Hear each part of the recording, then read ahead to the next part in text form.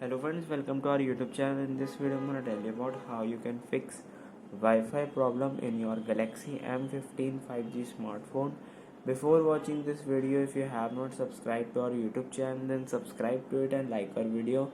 So let's start friends. First you have to simply click on settings, then here it is accessibility, then click on this. You can also write reset in the uh, search bar. Just click on reset and you will see here it is reset Wi-Fi. Just you have to do reset the Wi-Fi and now your Wi-Fi will be working. If you having crash problem or not connecting to Wi-Fi, it will fix it.